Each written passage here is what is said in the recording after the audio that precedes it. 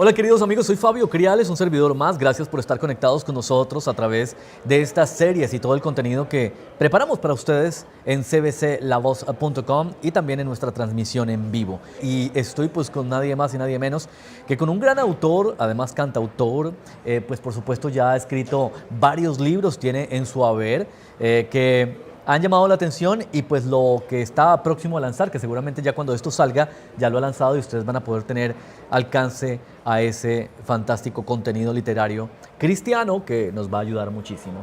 Lucas Magnin, bienvenido a esta serie. Mucho gusto. Gracias. Fabio, por recibirme. Un gusto estar acá con vos. Gracias a ti por sacar tiempo en el marco de CEPA, que pues tiene muchísimo reconocimiento dentro de la industria literaria cristiana y que ya tiene alrededor de más de 3 décadas. Y estamos aquí en CEPA precisamente aprovechando estos contactos para reunirnos con diferentes autores. En este caso, Lucas Magnin, pues vamos a hablar en estas 4 episodios de esta serie, cómo de alguna u otra manera, para empezar, cuál es el papel de la cultura popular dentro de la formación de valores en términos de prioridades en lo que está pasando hoy en día con las nuevas generaciones.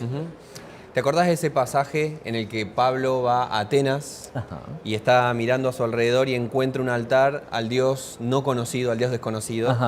En ese momento Pablo hace un gesto muy interesante de diálogo con esa cultura, porque se le viene a la cabeza una cita de un poeta y que dice: en él nos movemos, existimos y somos. Sí. Esa es una cita de un poeta griego llamado Arato. Pablo está haciendo un vínculo con algo conocido de esa cultura para presentar el evangelio, para presentar aquello en lo que cree. Hoy en día la cultura popular es justamente el entorno en el cual vivimos, nos movemos y somos. Claro. Por todos lados nos están rodeando las películas, las series, los memes, las canciones, el arte urbano y callejero. Estamos constantemente en diálogo y en vínculo con todo eso. Sí. Creo que una de las cosas que solemos hacer los cristianos en eso, ante un mundo tan grande y tan lleno de estímulos, es pensar como si fuera algo aparte de nosotros, ¿no? Por una parte está esa cultura popular que nos rodea y por el otro lado están las cosas de Dios que no se tocan con todo eso. Correcto. Este es un libro que no tiene que ver con eso. Oh, ok. Este es un libro que tiene que ver justamente con construir puentes que permitan comprender la cultura en la que estamos para poder traducir el evangelio de una forma que tenga sentido para esa cultura. Ok, pero para hacerlo hay que romper con tradicionalismos, con lenguajes que estamos acostumbrados a utilizar, terminología. ¿Cómo de alguna u otra manera podríamos aprender a hacerlo?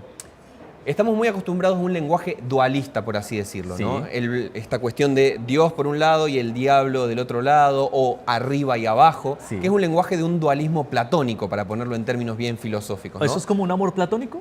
Claro, viene de ahí la cosa, viene de ahí. Está como esta idea de que arriba están las cosas de Dios y acá abajo están las cosas del mundo. Ok. Entonces, la conclusión lógica es que ser más cristianos es tener cada vez menos que ver con las cosas que están pasando a nuestro alrededor. Ok. Ese no es un pensamiento cristiano en lo absoluto. Eso es dualismo platónico del siglo V a.C. Si desconozco, ¿cómo voy a entender la cultura? Justamente. Y no solamente eso, es pensar que nosotros, simplemente por apretar un botoncito en nuestra cabeza, inmediatamente dejamos de ser parte de la cultura. Ok. Y eso no es así. Porque si algo tiene el cristianismo que lo hace especial entre las religiones del mundo, es que nos habla de un Dios que se encarnó, que se hizo como uno de nosotros. En ese sentido, Jesús no se alejó de la experiencia humana, sino que se acercó. De tal manera amó Dios al mundo que envió a su único hijo a vivir con nosotros. El Verbo Claro. se hizo carne y habitó entre nosotros, ¿no? Y con quienes se sentó también. Se sentó. Sí, vamos más profundo. Pensemos que Jesús aprende no solamente el idioma, sino que aprende las costumbres, Sí. aprende los chistes de su época, sabe hablar de las cosas que le importa a esa gente. Mirá, ahí se te cayó una moneda, allá se fue un hombre de viaje, acá un padre se encuentra con su hijo. Esa capacidad cultural que tenía Jesús de ser Dios, pero poder hablar el idioma de la gente, es algo que nosotros estamos llamados a hacer constantemente. Puede ser que una nos- encarnación del evangelio. Entonces nos quedamos con ese lenguaje del pasado dentro de nuestra subcultura cristiana que de repente hoy las nuevas generaciones no entienden. Totalmente. Y esto pasa en 2 cosas. Cuando tomamos ese tipo de actitud, la primera y la más normal es que la gente vaya cada vez haciendo que su mundo sea más pequeño. Sí. Es decir, nuestro lenguaje cada vez es más críptico, más enigmático, más nos vamos hablando entre nosotros y hacia nosotros. ¿Y qué pasa? Cuando la gente joven, en la adolescencia o un poquito después, llega a la universidad, por ejemplo, se encuentra con un mundo que es mucho más grande. Claro. De pronto, el lugar protegido y seguro que existió hasta los 15, 16, 17 años, en la familia, en el pequeño grupo de la iglesia, ese mundo se hace inmensamente más grande y mucha gente joven se ve ante la disyuntiva, como yo me vi en su momento, de o sigo siendo cristiano y le doy la espalda a toda esta realidad que acabo de conocer, o en su defecto, soy consciente y coherente de toda esta realidad, pero le doy la espalda a la iglesia. Pareciera que esas son las dos opciones y un libro como este viene a proponer que las cosas no tienen por qué ser así. Claro. Lo que necesitamos es buenos puentes. Claro. Es buenos puentes que permiten hacer un diálogo constructivo desde y hacia la cultura, ¿no? Y no simplemente tener que caer en estas dicotomías, donde o nos aislamos de la realidad para guardar la fe, o en su defecto nos entregamos a una realidad que puede ser interesante, que puede ser caótica, que puede ser muchas cosas, pero ya la fe no tiene mucho que decir, Sí, ¿no? correcto. Termina siendo la fe de mis padres o la fe de mis abuelos. Lucas, déjanos saber los nombres de los libros que has escrito. Este es el último libro que he escrito y que va a salir probablemente cuando salga esta charla. Ya va a seguramente estar está en el publicado, mercado. ¿sí? Se va a llamar Teología Pop, 21 ensayos para pensar la fe y la cultura en el siglo XXI. Este es el último. Antes de ese publicado uno que se llama 95 tesis para la nueva generación, Ok. que juego con la idea de las 95 tesis de Lutero, pero trayéndolas a nuestro contexto. Interesante. Y anterior a ese publiqué también en Editorial Klige un libro llamado La rebelión de los santos, cristianismo y posmodernidad. Como verás, siempre está esta preocupación por la experiencia de las nuevas generaciones, que esto me parece muy importante decir, hemos sido generaciones, muchas de las cuales criadas en el Evangelio, por así Claro, decirlo, ¿no? claro. Somos hijos o nietos incluso de cristianos evangélicos, Sí. ¿no? Y los desafíos de ser hijos o nietos de cristianos evangélicos no son los mismos de los que fueron de mis padres. No son los mismos. Porque para nosotros el evangelio, la iglesia evangélica, no solamente ha sido la iglesia de nuestros padres, muchas veces es la de nuestra propia fe, pero también es una subcultura en la cual hemos crecido. De acuerdo. Entonces tenemos que darle sentido a esa subcultura. A eso voy y tenemos que darle herramientas y recursos a quienes nos están viendo, quienes están siguiendo esta serie.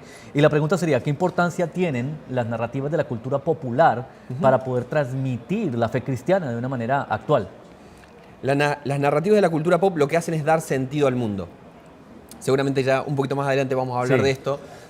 Pero hay un autor muy importante que fue el que acuñó el nombre de posmodernidad, que se llama Jean-François Lyotard, un filósofo francés, que él habla acerca de que hay grandes narrativas, metarrelatos que dan orden al mundo, ¿no? Entonces, el cristianismo, por ejemplo, es un gran metarrelato, ¿no? Que ha dado sentido a la experiencia. En una época ya posmoderna, poscristiana, han surgido nuevas narrativas, nuevas mitologías incluso podríamos decir, que ya no hablamos acerca de, no sé, Zeus o Thor. Ahora hablamos del otro Thor. Claro. Hablamos de Iron Man. Hablamos de Spider-Man, hablamos de las películas románticas. Entendemos nuestra vida a la luz de esas narrativas. Entonces, ¿qué debería pasar en mi relación con mi pareja? A ver qué me dicen las películas. ¿Cómo debería ser una persona exitosa en nuestro mundo? A ver qué me dice esta serie, a ver qué está cantando Taylor Swift. Oh my God. ¿No? Entonces, esos nos dan un marco para entender quiénes somos. Claro. Y, a ver, entre nosotros. No, claro. Como cristianos, nadie se va a dar cuenta. Nadie se va a dar cuenta de lo que te digo. Como cristianos podemos hacernos los tontos de lo que está pasando. Pero tarde o temprano las consecuencias nos van a llegar. Pero no podemos ser tan tontos, porque es que encerrados en cuatro paredes, sin hablar de estos temas y traerlos hoy en día a conversaciones como estas que estamos teniendo para aprender e instruir a otros, porque tú te has preparado, Dios te ha puesto esta carga de elaborar y de escribir y de investigar y de trabajar en una narrativa nueva para poder alcanzar nueva vida para Cristo o nuevas vidas para Cristo. Es muy importante hablarlo. Y me encanta que hablemos de esa manera porque así mismo lo vamos a entender. Es que es así. A ver, yo soy un apasionado de la teología y de la historia de la iglesia. Y cuando uno va intentando entender la historia de la iglesia, se va dando cuenta de que cada generación de cristianos a lo largo de la historia se encontró con un desafío similar.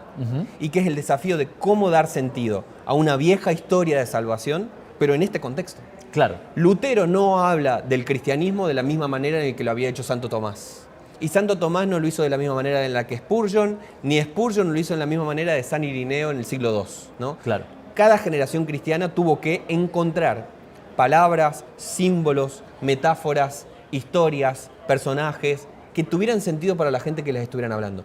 Yo creo que por eso es tan importante que nosotros como cristianos podamos tener un manejo sabio, profundo de la cultura popular en la que estamos, porque son justamente esas las narrativas que hacen sentido a nuestros contemporáneos.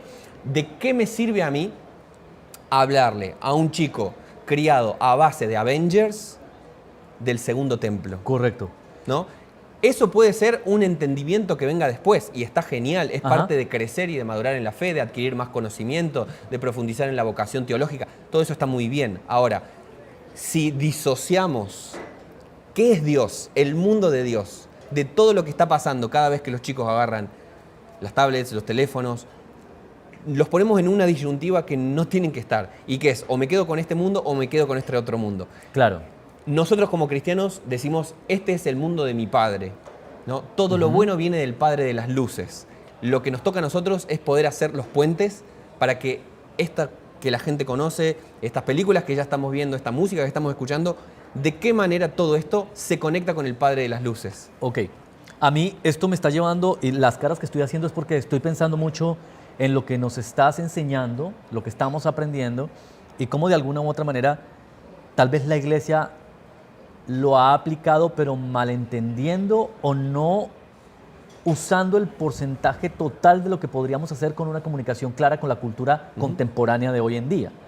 Tal vez se está haciendo una parte pero no otra, y es vamos a los shows, al escenario, a las luces, a la música, pero en la comunicación falta parte en cuanto al contenido, porque estamos atrayendo, por ejemplo, a los nuevos jóvenes con nueva tecnología de repente. Pero y la preparación, claro, y cómo nos vamos a comunicar con ellos de alguna manera efectiva, porque lo otro pues queda en el aire, tal vez, pero no estás llegando al corazón de repente. Sí, creo que ese es un gran problema que encuentro y que es una especie de practicar una reforma estética, ¿no? Le cambiamos un poco el barniz a la casa, pintamos con otros colores, pero en el fondo las estructuras siguen siendo las mismas. Claro. Y ahí hay un gran problema teológico, eclesiológico, si me apuras, porque... A ver, es interesante pensar en renovar cuestiones tecnológicas, estéticas, revisar algunos ritmos, que en vez de usar ciertas palabras usemos otras, pero en realidad este libro apunta a poder fomentar nuevas formas de hacer la misma teología de siempre, claro, ¿no? No solamente cambiar un poquito la pintura de la casa, sino revisar algunas de las estructuras profundas que se han ido quedando en el tiempo, que son, a lo mejor funcionaron muy bien para una generación anterior, para un tiempo anterior, y eso en su momento estuvo perfecto. Pero ¿cómo hacemos que el Evangelio siga siendo genuino y honesto, que siga conectando con el Evangelio de Jesús, el reino de Dios, la experiencia de los primeros cristianos, pero de una forma que sea significativa y relevante para nuestra generación? No nos sirve un Evangelio que sea coherente con el Evangelio de Jesús, pero que sea irrelevante para esta generación. Tampoco nos sirve algo que sea muy relevante para nuestra generación, pero que sea incoherente con el mensaje de Jesús. Claro, o sea... Ese es el puente difícil que hay que hacer. Y las iglesias a menudo tienen tanto miedo a dialogar con las cosas que están pasando, que prefieren guardarse, replegarse, y eso a lo mejor en el corto plazo soluciona las cosas, hace la vida más fácil. Pero en el largo plazo es una garantía de que van a perder a las nuevas generaciones y van a ir quedándose más aisladas, porque el mundo va siendo cada vez más pequeño. Pero en gran parte el problema o la situación que esto genera o que ha hecho que esto se genere es falta de preparación y conocimiento de quienes están al frente del liderazgo. Yo creo que en buena medida sí. Creo que hay muy buenas intenciones, creo que hay mucho amor por Dios, pero... creo que faltan herramientas interdisciplinarias, diría yo. Wow. Es decir, no solamente herramientas bíblicas y teológicas, sino también abrir nuestro mundo a otras disciplinas. La psicología, la sociología, la filosofía, la antropología. Si no incorporamos todas estas herramientas, nuestra lectura de la Biblia va a ser muy chiquita. Pero cuando tú pones la palabra filosofía o psicología, el tradicionalismo... O la gente que piensa de manera ortodoxa sataniza todos esos temas cuando tú los vienes a vincular al Evangelio. Sí, creo que muchas veces se sataniza lo que no se comprende. Correcto. Entonces, abrir la puerta a entender que el mundo es un poco más grande de lo que conozco, me parece una actitud muy cristiana, porque el cristianismo no es tener todas las respuestas para todas las cosas. El cristianismo es estar en un camino de seguimiento de Cristo. A veces tenemos la mala interpretación de que ser cristiano significa tener todo resuelto. Okay. Y en realidad ser cristiano es saber de dónde viene la fuente de la vida, sí, y mantenernos caminando con humildad en ese camino. Cuando estamos tan cerca de la verdad, es muy fácil volvernos soberbios y creer que la verdad se confunde con nosotros mismos. Wow, eso me encanta. Gracias por compartirlo. Muy valioso. El desafío para nosotros es saber que estamos cerca de la verdad, pero siempre cuidar la humildad de que nosotros no somos esa verdad. Nosotros somos discípulos de esa verdad. Y discípulo significa aprendiz, ¿no? Correcto. No maestro, no experto. Somos aprendices de aquel que es la verdad, el camino y la vida. Ya casi que estamos redondeando este episodio y la verdad me quedé corto. Yo quisiera durar 1 hora porque estoy encantado con Lucas, escuchándolo y seguramente ustedes también tomando nota. Esto se lo tienen que repetir definitivamente. Esto lo tienen que pasar una y otra vez, pues porque nos está dando tanta información y en algunos momentos técnica que es necesaria para que aprendamos. ¿Qué desafíos se enfrenta la iglesia en un contexto donde la fe cristiana ya no es la hegemonía cultural que solía ser?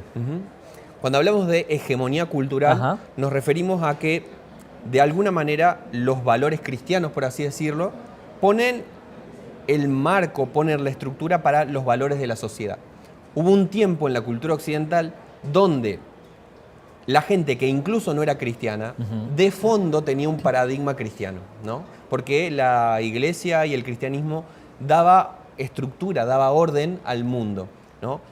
Eso en el medioevo cristiano, eso estaba súper claro, y ya creo que vamos a hablar un poquito más de esto en próximas charlas. Pero en la época medieval se confundía prácticamente cristianismo y cultura. En la modernidad empezó a alejarse un poco la cosa, pero todavía la cultura, la sociedad, mantenía una especie de olor a cristianismo del fondo.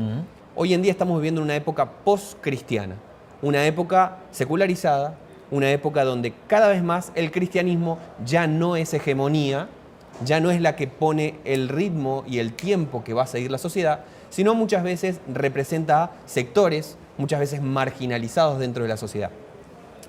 Ante una situación como esta, muchos optan por el miedo y dicen, nos están atacando, estamos perdiendo la batalla cultural, estamos quedando desplazados. Pero a mí me encanta pensar algo. El contexto en el cual la iglesia primitiva creció como ningún otro movimiento religioso fue justamente un contexto muy parecido al nuestro. Un contexto donde eran una minoría cultural, donde eran vistos como unos personajes muy raros, en un contexto de pluralismo religioso, una sociedad donde había muchos dioses, una sociedad muy parecida a la nuestra. Entonces creo que en un contexto como este podemos ir por el camino del miedo y cerrarnos, o hacer lo que hicieron los primeros cristianos, de mirar un mundo como ese y decir, todo esto no es mi enemigo, es mi campo de misión. Claro. Y ahí voy. Lucas, ya para cerrar este episodio, porque más adelante venimos con unos temas interesantes acerca del legado de la Reforma Protestante, por ejemplo, que ya es un tema profundo y al que seguramente muchos les va a encantar.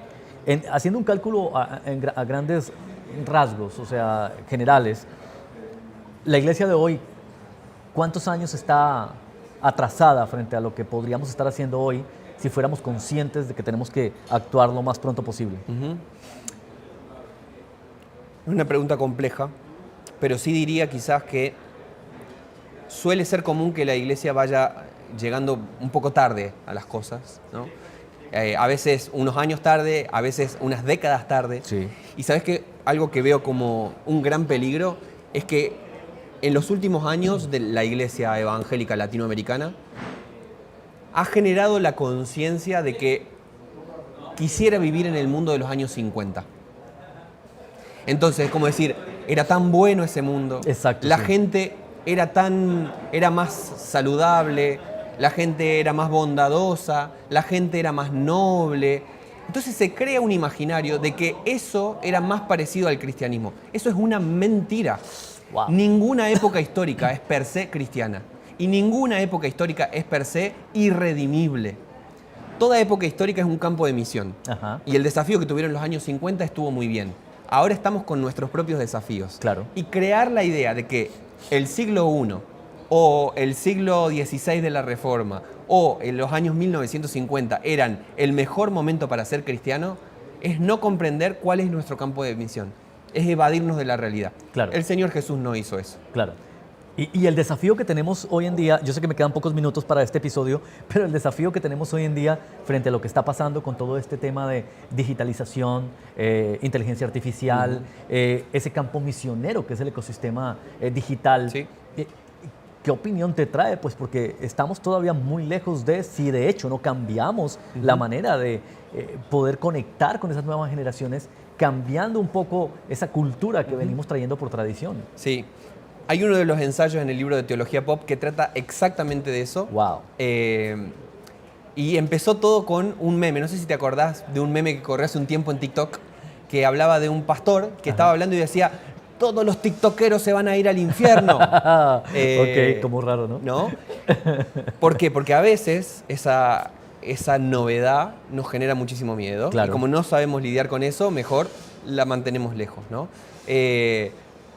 Podemos hacernos los desprevenidos de que todo eso está pasando, pero las nuevas generaciones están absolutamente metidos en ese mundo. Sí. Han crecido en ese mundo, ¿sí? Yo llegué unos añitos más tarde, pero yo prácticamente crecí con un mundo en el cual todo es muy grande e Internet pone todo eso en la palma de la mano, ¿no? Entonces, el desafío para nosotros es justamente ayudar y dar herramientas para que todo ese mundo de las cosas que ya están pasando, que ya se están viviendo, la cultura digital, la cultura popular, cómo todo eso es significativo, es relevante para mi fe, de qué manera mi fe aprende de todo eso, ¿no? No solamente de nosotros tenemos que traer todo eso para mi fe, no, yo también cuando miro una película aprendo cosas, Claro. me encuentro con Dios, escucho una canción y digo: ahora tiene más sentido esto que leer la Biblia hasta mañana. No, poder hacer esos puentes creo que es muy necesario porque va a evitar que muchos se vean en una disyuntiva en la cual yo me vi durante mucho tiempo y que es decir, o me quedo de este lado del cristianismo o me quedo de este lado de la cultura. Claro. Y no es así. Como le dice Mufasa a Simba, todo esto que ves es el mundo de tu padre. Claro. Bueno, en esa estamos nosotros también. Sí, el dueño de esta pequeña finquita llamada Tierra. Esta serie está bien interesante. Dios, cultura y teología pop, con nuestro querido amigo, autor, cantautor, escritor, de todo, mejor dicho, tiene cualquier cantidad de conocimiento que nos está compartiendo hoy en esta serie, para que ustedes no se desconecten porque faltan 3 episodios más. Y estaremos tocando temas muy interesantes. Quédense ahí con nosotros en CBS La Voz y disfruten de esta buena serie con Lucas Magnin. Nos vemos en el próximo episodio.